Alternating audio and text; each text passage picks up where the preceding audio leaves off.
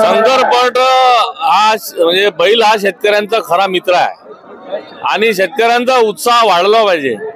बैरम बाबाच्या या आशीर्वादाने जी यात्रा इथे भरते त्यांचे श्रद्धास्थान आहे या परिसरातल्या इथे या यात्रेनिमित्त शेतकऱ्यांसाठी काहीतरी उपक्रम राबवायला पाहिजे यासाठी या शंकरपट आयोजित केलेला आहे आणि ते 11 लाखाचं बक्षीस माजी आमदाराचं सुद्धा 22 तारखेपासून इथे शंकरपटाचं हेच स्थानावर आयोजन करण्यात आलेलं आहे। माजी जे आमदार होते अचलपूर मतदारसंघामधील त्यांचं सुद्धा आयोजन आहे आणि कुठंतरी तुमचा यावेळेस नवनिर्वाचित झाल्यानंतर पहिला हा कार्यक्रम आणि माजी आमदारांचा 22 तारखेपासून कार्यक्रम तर कुठंतरी म्हणजे राजकीय जे एक खेळणी आहे त्या शंकरपटाच्या माध्यमातून कुठेतरी समोर येत नाही, याच्यावर आपलं काय म्हणणं राहणार? असं काही नाही आहे, शंकरपट कोणी घेऊ शकते।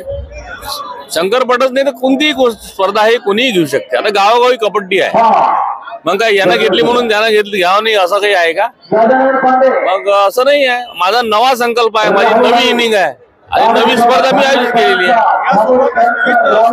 कार्यक्रमांचं आयोजन सुद्धा करण्यात आपल्याकडून आलेलं आहे। आता त्यांची कुस्ती असते का? मग माझी कुस्ती आहे, मग हे म्हणाल असं कसं म्हणू शकता तुम्ही? आता आम्ही कुस्ती 15-16 कुस्तीची पण महाराष्ट्र केसरी म्हणून स्पर्धा आयोजित केलेली आहे। याला आपण तसं नाव देऊ शकत नाही ना।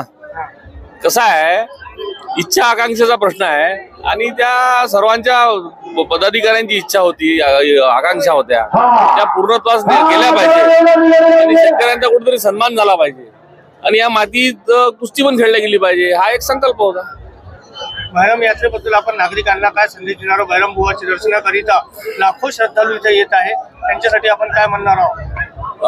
मी बैरम बाबाच्या दर्शनासाठी लाखो इथं युवक लोक येतात, त्यांना सर्वांना आवाहन करतो की शांततेच्या मार्गाने त्यांनी दर्शन घ्यावं, यात्रेचा लाभ घ्यावा, स्पर्धेचा लाभ घ्यावा आणि सुखरूप आपल्या आपापल्या घरी पोहोचावं।